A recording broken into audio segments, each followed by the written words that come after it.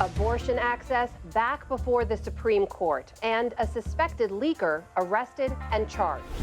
We believe we will prevail because we believe that the law is on our side. I'm passionate about protecting the lives of all those moms that are taking this do-it-yourself abortion kit at home. The Supreme Court once again wades into the battle over reproductive rights, this time on a new front, in the fight over abortion pill access. Then, I've never seen them go after a man who was sick in the Senate in that way. A prominent, long-serving senator faces calls to resign. Plus, FBI agents took Teixeira into custody earlier this afternoon. An arrest in one of the worst leaks of classified U.S. intelligence in years.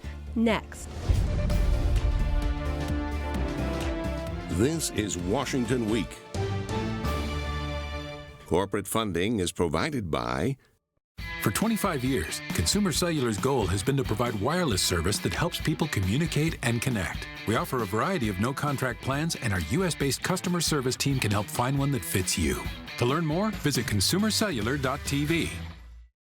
Additional funding is provided by Koo and Patricia Ewan through the Ewan Foundation, committed to bridging cultural differences in our communities.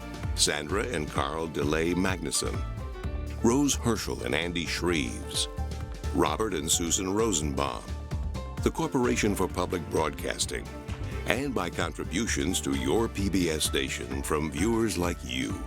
Thank you. Good evening and welcome to Washington Week. I'm Amna Nawaz. It's been a week of legal whiplash and the high-stakes battle over access to the abortion pill mifepristone, the most common form of abortion in the country. Late this afternoon, Supreme Court Justice Samuel Alito temporarily restored access to the drug, giving the High Court more time to consider an emergency appeal filed by the Biden administration and the drug's manufacturer. Alito's decision comes after a controversial federal court ruling late last week sparked confusion and chaos in the medical community after a Texas judge invalidated mifepristone's FDA approval.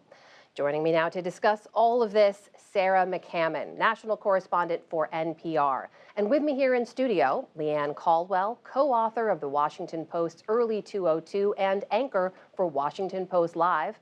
Carl Hulse is chief Washington correspondent for the New York Times, and Franco Ordoñez is White House correspondent for NPR. Welcome to you all. Thanks for joining us. Sarah, let's begin with you because there is a lot of confusion over what this means, what all of this means in practical terms. So walk us through what Justice Alito's decision now means at this moment for access to mifepristone.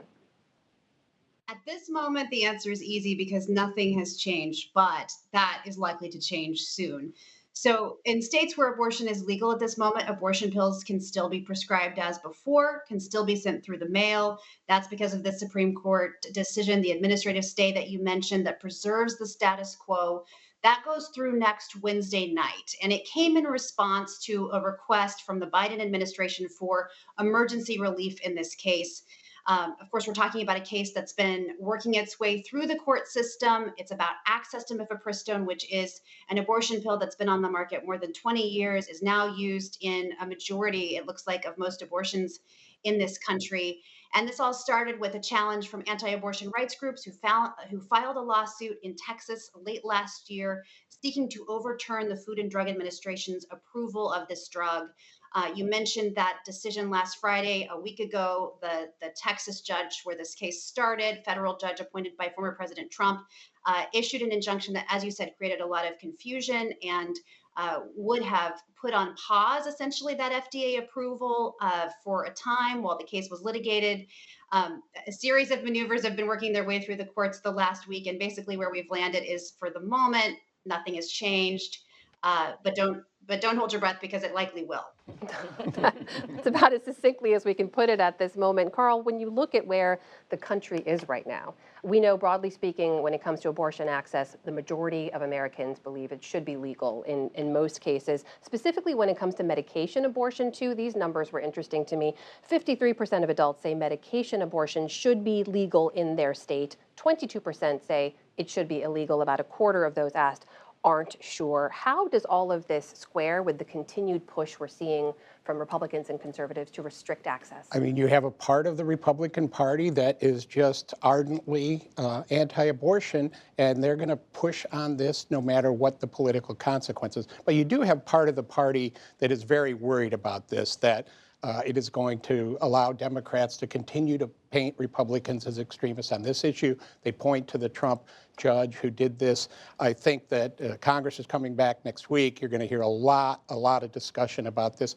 And I'm also kind of watching the court very closely on this, because this is obviously a temporary respite.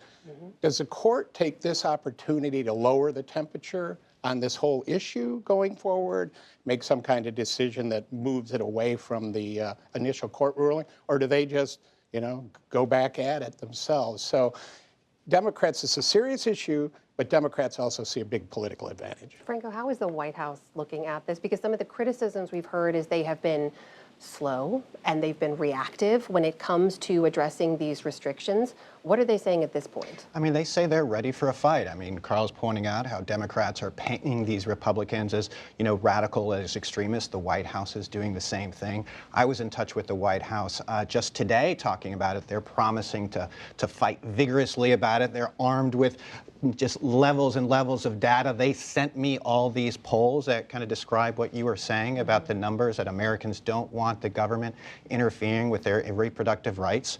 But I agree with you, and I think you're right, particularly when it comes to Joe Biden and whether Biden is really going to kind of take the mantle and kind of lead this. Kamala Harris has kind of been the face of this, but kind of Biden has been an uneasy champion. He's got his Catholic roots. It'll be interesting to see how hard he grasps this, because that's what Democrats certainly want him to do. Leigh, as you know, depending on which Republican you ask, you get a different answer sometimes, or a non-answer when it comes to where they stand on abortion. I was struck by former Vice President Mike Pence's answer when he was asked about it in an interview just this morning on Fox and Friends. I couldn't be more proud to have been a small part of an administration that appointed 3 of the justices that overturned Roe v. Wade. Where does a statement like that put Mr. Pence, in particular, among the field of potential contenders for 2024? Yeah, Mike Pence is really leaning into this issue. This is a good issue for him. This is his lane. He's a Christian social conservative, a Christian conservative, and this is where he wants to be and where he feels most comfortable. And he represents that faction of the Republican Party. But this puts the entire Republican Party in a very difficult spot. And you can see that based on how presidential candidates or potential presidential candidates are responding. You have Mike Pence on one hand. You have the governor of Florida, Ron DeSantis, who just signed a 6-week ban in Florida late last night. And then you have likely candidate Senator Tim Scott of South Carolina, who came out this week with supporting a 20-week ban, which is not far from the Roe v. Wade standard. And so that is symbolic of the dichotomy and the challenges that Republicans have on this. And I talk to Republicans on Capitol Hill, and my sources tell me that the party does not have a message. They do not have a consistent message, and they need to figure it out. Well, one of the things that they're trying to do is to say, well, Democrats will have abortion at any point, right? That's their big pushback. But, the polls show that people, the majority of Americans by far, want people to have some opportunity. Pence's comment struck me, too, because it does remind people how the Republicans packed the Supreme Court to get this overturned, with putting Brett Kavanaugh on, but also holding that seat open. So he says that, but Democrats see that in a different light. Well, Sarah, speaking of the court, we have to mention this is the first time the abortion issue has landed back before them since that June decision in which they overturned Roe. Do we have any indication if they're likely to take up the appeal in this case? It's hard to say for sure, but a lot of court watchers have predicted that this would end up at the Supreme Court. Of course, they just weighed in today on this request for a stay, but they haven't weighed in on the merits, and we don't know when or if they will. But this is something that when I talk to anti-abortion rights groups, that they really want the Supreme Court to weigh in. I've heard from more than one organization that they think this is something that the court is poised to rule in their favor on. They look back at the Dobbs decision, of course, and they welcome the opportunity, they tell me, for the court to, resolve these questions, they say, at a national level. Sarah, in the meantime, I know you've been speaking with providers as they've been following these legal decisions and trying to ascertain what's going on. What are they telling you about the uncertain road ahead? Well, a lot of them have been sort of looking at the laws in their states, looking at where they are on the map, trying to figure out what they can and can't do. Of course, looking at these conflicting decisions that have come, first from the judge in Texas, and then there was another federal case in Washington state that we haven't even really talked about, but a group of attorneys general, Democratic attorneys general, sued in federal court in Washington to try to preserve access to mifepristone. They also won this week, and so it looks like there's a situation where you have one ruling applying, or potentially applying, in some states and not in others. Of course, with the Supreme Court things stay as they are. But providers have been looking at where they are on that map, which states they're in, and what policies might apply to them. I talked to some providers this week who were looking at pulling back altogether from prescribing mifepristone, at least before the Supreme Court stay, and others that were planning to press forward, especially in states like Illinois that are part of that 18. So it's a lot of uncertainty, both for providers and, of course, for patients. That is Sarah McCammon, national correspondent for NPR. Sarah, thanks for joining us and sharing your reporting. Well, those lower court rulings over abortion access highlight concerns over another priority for Democrats and the Biden administration, the push to confirm federal judgeships. Senator Dianne Feinstein, the 89-year-old California Democrat, has been recovering from an illness since February and absent from her duties on the Judiciary Committee, which does confirm judges. Leanne, we have seen California Democratic Representative Ro Khanna now leading the calls for her to step down. He tweeted this earlier saying it's time for Senator Feinstein to resign, and saying it's also obvious she can no longer fulfill her duties. It's worth noting her Senate seat is up next year. There are some really complicated dynamics at play, though, here. Yeah, to say the least. There's a couple issues here. It's complicated for Gavin Newsom, who would appoint a successor should Dianne Feinstein step down. Of course, Gavin Newsom is a Democrat. He will appoint a Democrat. That's not in question, but he has said that he wants to, if he does do that, it would be a black woman. Well, there are three high-level candidates who are already announced they're running for the Senate seat. One is Representative Barbara Leigh of California, and she is a black woman. And so it makes it, who Ro Khanna backs, by the way. Right.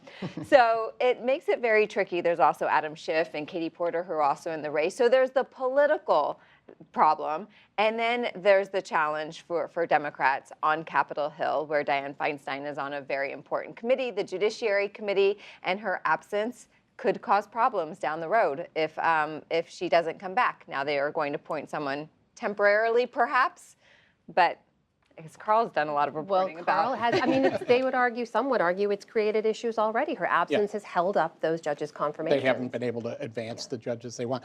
It's such a fraught issue. Dianne is an icon. And to a lot of people looking at this, well, you're pretty rudely ushering her out of the room here. So how do you deal with that? Well, we have to have her seat to move these judges. Now, the solution that they've come up with is for her to temporarily step away and fill it. But I'm not 100% sure the Democrats are going to be able to fill that seat the way they think. This is going to require action by the Senate. And Republicans I'm talking to already, they're not going public, but they're saying, well, why should we make it easier for Democrats to go ahead and confirm these judges who we honestly don't want? Mm-hmm. So there's a lot to play out here. But I do think that it's the political dynamics are fascinating that she got into, and why certain people are saying certain things is because they have their own horses in this race. Well, it's also, if I can follow up with you, this does open up the larger conversation to uncomfortable conversations many of us have been having for a long time about many older members of the Senate. How do you think this plays into all of that, and also others? Mitch McConnell has been out and recently, into the presidential race. I think this has people really thinking about how long is too long. And, traditionally, you stayed in the Senate until you decided you were going to leave, or the voters decided you needed to leave. So I think it's put it front and center, but there's not going to be like a change where it says, you have to leave by a certain age. But it has put the focus on this, and I think we're going to see a lot of discussion about it. Yeah, actually, absolutely. She's 89 years old, but there's also Republicans who are also, Chuck Grassley is nearing that age. And talking about running again already. Right. I think he's filed, by the way. I feel like we'll be having this conversation again at another point. I do want to get to our other big story here, though, because meanwhile, a 21-year-old Massachusetts Air National Guardsman was arraigned in court today in connection with the most damaging release of classified U.S. information in years. The leaks raise new questions about who is given access to our nation's most closely guarded secrets. Joining us now for this discussion, Vivian Salama, who covers national security for the Wall Street Journal. Vivian, welcome, and thanks for joining us. The revelation that a 21-year-old, this man named Jack Teixeira, who was a junior service member, had access to and allegedly leaked these classified documents. There were some astonishing details in what we learned, but you cover national security. What was your reaction? Well, Amna, one of the first things that many of us who cover national security really thought was, okay, here we go again. This is something that has happened throughout the recent history of the United States, and it keeps on happening. And every single time it does happen, there is this sort of self-awakening, aware moment in Washington where they say, oh my God, what are we going to do to stop this? What can we do? Can we limit the access that certain people have to certain classified documents? Do we really crack down hard, or do we broaden our investigations? And every single time there's a commitment to do that. But still, there is this sense that too many people have access to highly classified information. Jack Teixeira, the individual here who was arraigned just Friday, he was a 21-year-old junior Massachusetts Air National Guardsman. He was someone who had SCI clearance, which is pretty much the need to know a clearance level, one of the top clearance levels in government.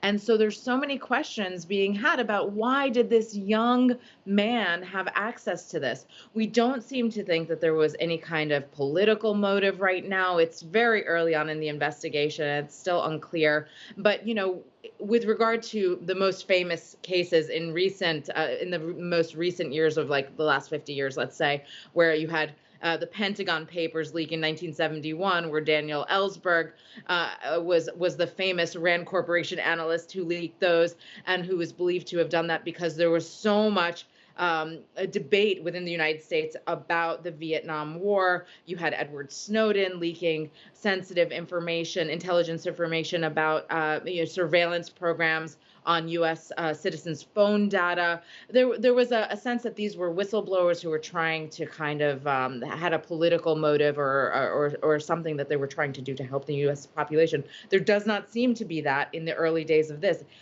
Investigators so far and everything that we know seems to show that maybe he was showing off and it just kind of got out of hand. And so it's really now forcing the U.S. government to look internally and say, why is this happening? Who has classified information? Is it getting too easy to access? And can we do something to clamp down on that? Franco, as you know, among those documents were details about Ukraine's capability and potential vulnerabilities in their war with Russia, about details of U.S. spying on allied nations overseas. We also know these documents were out there for weeks, and it doesn't seem like the federal government knew about them until it was apparent in the news media. How is the Biden administration handling all of that? I mean, I think that's why you saw the Biden administration, you saw the president in Ireland try to avoid this for so many days. They're really trying to scramble to kind of clamp down, to downplay the significance of these documents. But as you point out, they obviously reveal some very concerning details. Spying on allies is always uncomfortable. That's why you have South Korea so angry right now, and them trying to kind of calm those fears. I also found it very interesting how some of the details kind of showed kind of the backroom deals that they try to make, particularly trying to boost support for Ukraine, and how hard it has been for the Biden administration, such as trying to get South Korea to provide ammunition from a third party, or Israel to provide arms when they have a very sensitive and complicated relationship with Russia over Syria. It really, it was really embarrassing and also concerning for a lot of people and a lot of security folks. Are any White House officials worried that this makes it harder to continue to keep up support for Ukraine? Now, they are saying no. They are saying this is all under check, that they are having the conversation they're doing. It is not a new thing that the United States is spying on others. It happens all the time, perhaps unfortunately, but it is certainly extremely embarrassing, and it's not what they want to be revealed. What about lawmakers' approach? Is there a role for Congress? Yeah, is there an appetite to pick it up? Well, I think you're going to hear from Congress on this, and I have written about this in the past. Members of Congress go through a very rigorous process to see classified information, and they see it in the secure facilities, and they can't take any with them. And this is leaving them flabbergasted and going even to the Trump and Biden possession of classified documents outside of where they're supposed to be. And why does this keep happening? And I think you're going to hear them asking a lot of questions about this, and to the point of, we need to have fewer people in charge or with access to this. I do think you're going to see that. We do hear this again and again, Leigh, and we've had cases in the past. Have you talked to any of your sources who feel like they want to move on this, or any of them worried too about damaging relationships with allies overseas?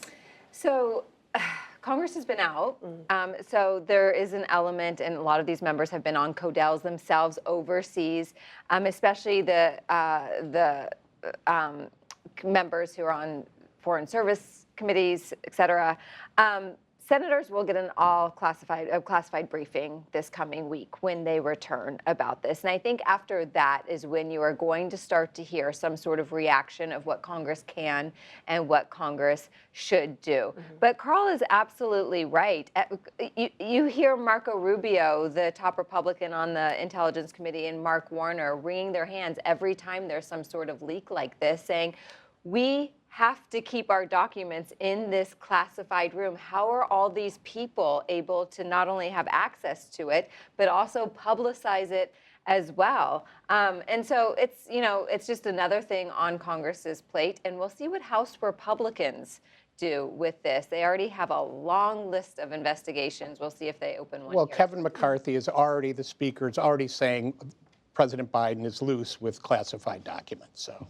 Vivian, I want to ask Vivian, too. We should note that she's joining us from Oslo. She's been reporting across Europe. So I want to get your take on this issue of how all these revelations are going down with our allies overseas.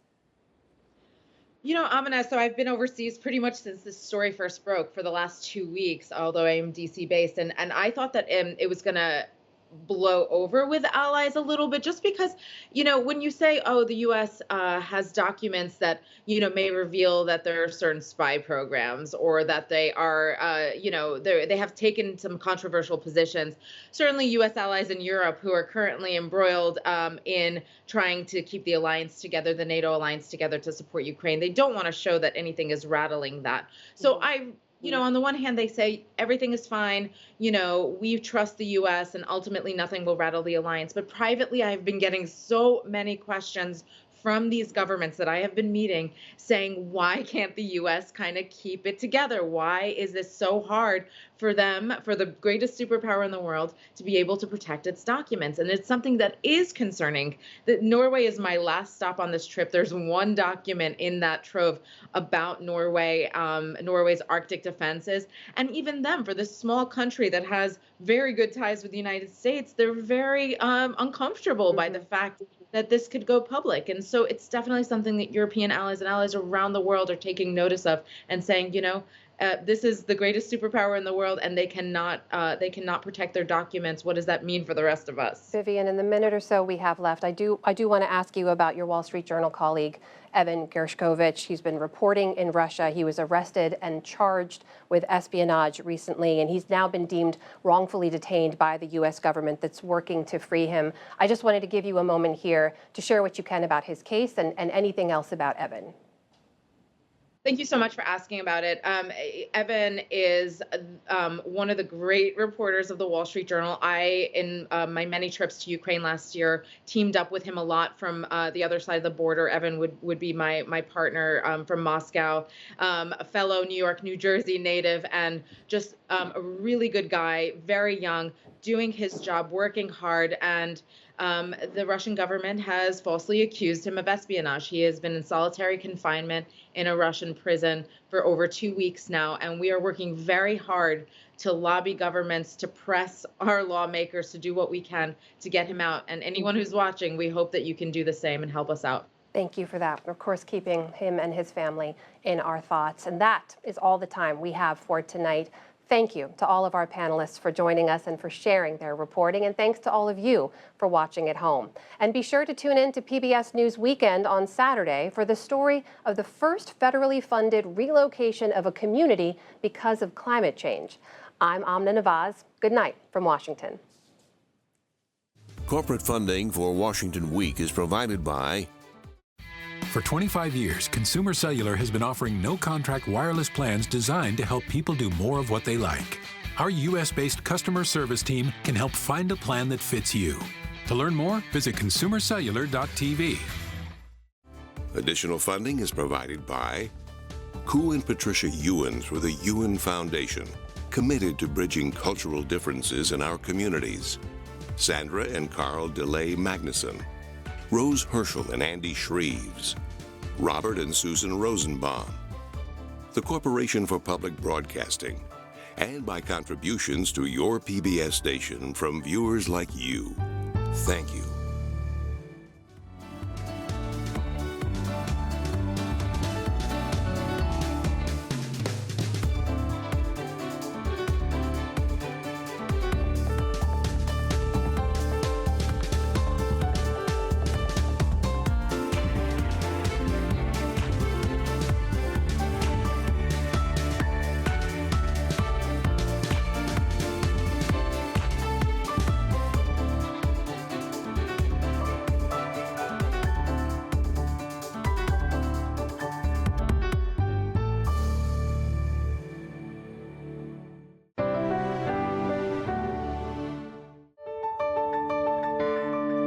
You're watching PBS.